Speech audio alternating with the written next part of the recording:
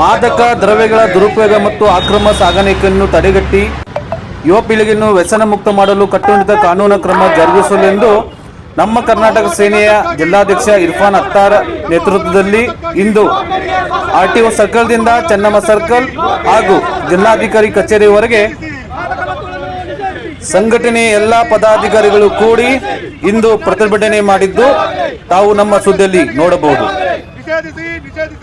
ಇತ್ತೀಚಿನ ದಿನದಲ್ಲಿ ಮಾದಕ ದ್ರವ್ಯ ಸೇವನೆ ಸರ್ವೇಸಾಮಾನ್ಯ ಸಂಗತಿಯಾಗಿದ್ದು ಅನೇಕ ಯುವಕರು ಮಾದಕ ವ್ಯಸನಕ್ಕೆ ಒಳಗಾಗಿ ತಮ್ಮ ಜೀವನವನ್ನು ನಾಶಪಡಿಸಿಕೊಳ್ಳುತ್ತಿದ್ದಾರೆ ಹಾಗೂ ತಮ್ಮ ಕುಟುಂಬ ಬೀದಿ ಪಾಲು ಮಾಡುತ್ತಿದ್ದು ಯುವ ಪೀಳಿಗೆ ಕುಗ್ಗುತ್ತಾ ನಿರಂತರವಾಗಿ ಹೋಗುತ್ತಿದೆ. ಒಮ್ಮೆ ವ್ಯಸನಿಯಾಗಿ ಪರಿವರ್ತನೆ ಹೊಂದಿದ್ದಲ್ಲಿ ಆ ವಾತಾವರಣದಿಂದ ಹೊರಬರಲು ಅಸಾಧ್ಯ ಮಾತು.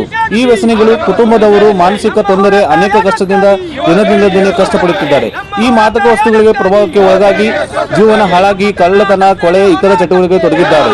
ತಾನು ಹಾಳಾಗಿ ತಮ್ಮ ಕುಟುಂಬವನ್ನು ಕೆಟ್ಟ ದಾರಿ ಹಿಡಿಯುವ ಪರಿಸ್ಥಿತಿ ನಿರ್ಮಾಣ ಮಾಡುತ್ತಿದ್ದಾರೆ. ಒಟ್ಟಿಗೆ ಬಡತನ, ಆರ್ಥಿಕ ಸಮಸ್ಯೆ, ಆರೋಗ್ಯ ಸಮಸ್ಯೆಗಳ ಆಹ್ವಾನ ಈ ವ್ಯಸನಗಳ ಕಾರಣ.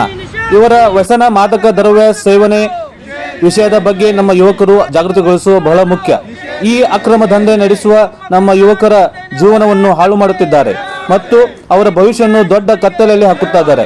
ಮಾದಕ ದ್ರವ್ಯಗಳ ಬಳಕೆಯು ಯುವಕರ ಜೀವನವನ್ನು ದುರ್ಬಲಗೊಳಿಸುತ್ತದೆ ಮತ್ತು ವಿನಾಶಕ್ಕೆ ಗುರಿಯಾಗುತ್ತದೆ.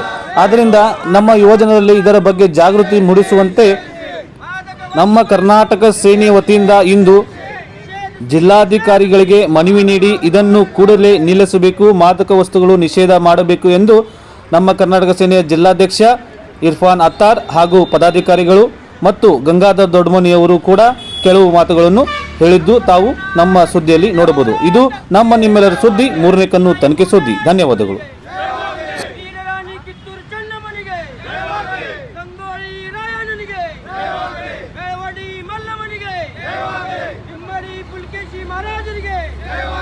ರಾಜ್ಯಾಧ್ಯಕ್ಷರಾದಂತ ಬಸವಜನ ಪಡುಕೋಟೆ ಅವರಿಗೆ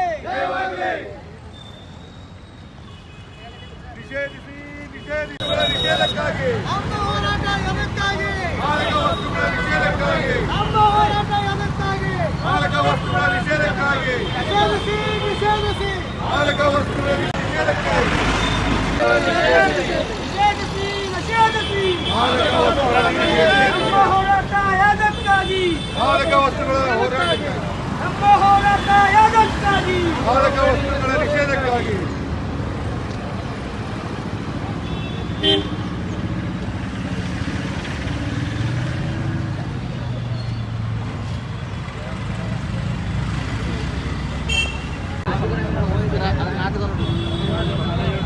ಗಾಂಜಾ, ಡ್ರಗ್ಸ್, ಅಫೀಮ್, ಚರಸ್ ಈ ಮದ್ಯ ಮಾದಕ ದ್ರವ್ಯ ಸೇವನೆ ಯುವ ಪೀಳಿಗೆಯನ್ನು ಹಾಳು ಮಾಡ್ತಾ ಇದೆ.